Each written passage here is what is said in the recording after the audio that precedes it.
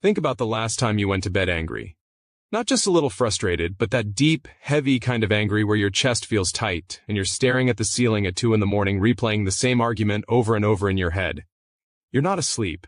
The person you love is right there, maybe just inches away, and yet you have never felt more alone in your life.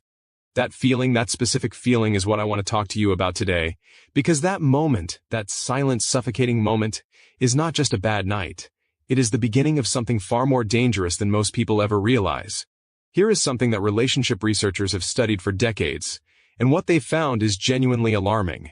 It is not the big explosive arguments that destroy close relationships. It is not the screaming matches or the dramatic blow-ups. It is the small, unresolved conflicts that quietly pile up, one on top of another, like weight being added to a scale so slowly that you do not notice how heavy it has gotten until the whole thing collapses. And by that point, most people look back and cannot even pinpoint exactly when things started falling apart. They just know that somewhere along the way something changed, and they never got it back. If that resonates with you, if you have been feeling a slow distance growing between you and someone you care deeply about, I need you to pay very close attention right now. Because what I am about to share with you could genuinely change the direction of your most important relationships. And because this matters so much, we have put together a program linked right there in the video description below. Most people will scroll past it. Most people will tell themselves they will deal with this later. But the people who are already feeling that distance know, deep down, that later has a way of becoming never. So if something in your gut is telling you this is important, trust that instinct. Now let me take you somewhere. Imagine 2 people who genuinely love each other. They laugh together. They have inside jokes. They know each other's coffee orders by heart. From the outside, everything looks fine. But underneath, there is a conversation that never happened.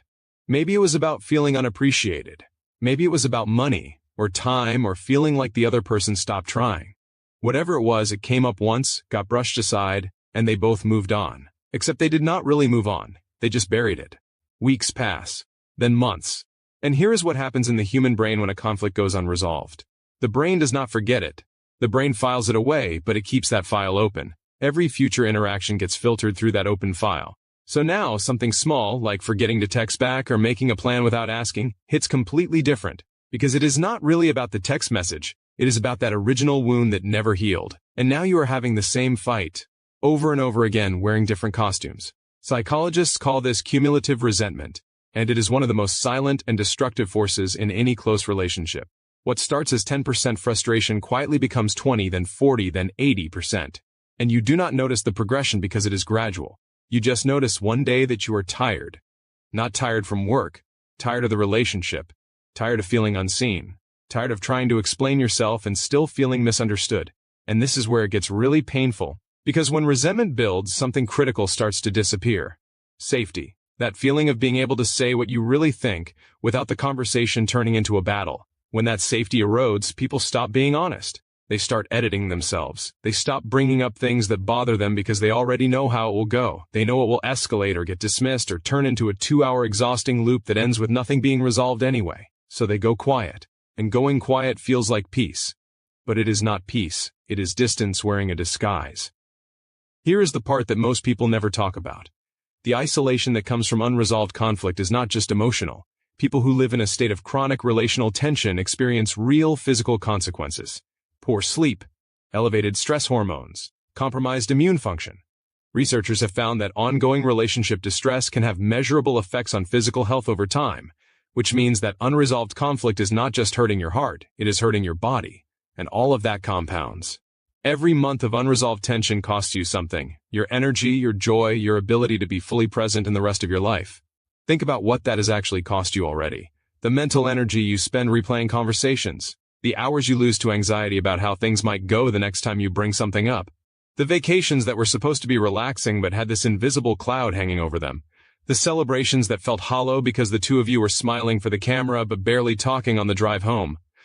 That is a real cost. That is your life happening while you are waiting for things to somehow fix themselves, and they do not fix themselves. That is the brutal truth. In over 4 decades of relationship science, researchers have consistently found that unresolved conflicts do not fade with time. They calcify. They become part of the structure of the relationship. They shape how you see each other, how you interpret each other's intentions, and eventually how much effort either person is willing to put in. The longer the conflict sits unresolved, the harder it is to address because now you also have to break through layers of accumulated hurt to even get to the original issue. But here is where I want to flip this entirely.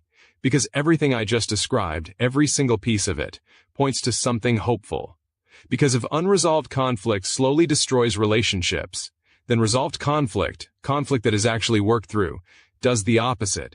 It builds something. It builds a level of trust that you cannot build any other way. When two people go through something hard together and come out the other side still standing, still choosing each other, they develop what some researchers describe as relational resilience, a bond that is not fragile because it has actually been tested.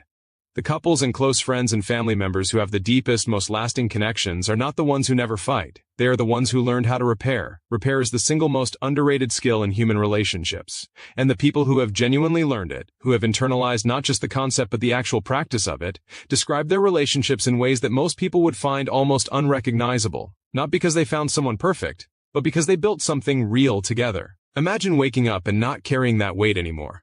Not having that unspoken thing hovering over every conversation. Imagine being able to bring up something that bothers you without your heart rate spiking because you are already bracing for the fallout. Imagine the other person actually hearing you, and you actually hearing them, not because you magically agree on everything, but because you both understand how to navigate disagreement without it becoming a war. That is not fantasy. That is what healthy conflict resolution actually produces in real relationships. And the people who experience it will tell you it changes everything. Here is what the research and the real-world evidence both consistently show. When people develop genuine skill in handling conflict, their relationships do not just survive difficult conversations, they deepen through them. Conflict, when handled well, is actually one of the most powerful intimacy-building forces that exists. Because being truly seen, including your frustrations and fears and the things you are ashamed to admit, and still being chosen, that is a level of connection that cannot be faked or shortcut. People who have done this work describe a kind of peace in their relationships that they had genuinely forgotten was possible. They talk about laughing again, about looking forward to being together instead of dreading certain conversations, about feeling like partners again instead of two people managing a fragile situation. And they almost universally say the same thing, which is that they only wish they had done something sooner, because every month they waited was another month of distance they did not have to create. Which brings me to something important. The most common reason people wait is not that they do not care, it is that they do not know what to do differently. They have tried talking about it, and it went sideways. They have tried ignoring it, and it got worse. They feel stuck between two bad options. And that stuckness is not a character flaw. It is the result of never having been taught the actual mechanics of how conflict works in close relationships and what to do about it. This is a skill, and like every skill, it can be learned. But only by the people who decide to actually learn it. The people watching this who are nodding along, who felt that tightness in their chest at the beginning of this video, who recognized something in what I have described, those are the people who are already closer to a breakthrough than they realize. Not because the situation is easy, but because awareness is the first move. And you just made it. If you are ready to go beyond awareness and actually build the skills that turn this around, the program linked in the video description is designed specifically for that. It is not for people who are comfortable with where things are. It is for people who are done watching their most important relationships slowly drift in a direction they cannot accept. The people who take action on this today are the ones who will look back in 6 months and recognize that this was the moment something changed. The ones who wait for a better time will tell you there was never a better time. There is only the decision you make right now. That link is in the description. Use it.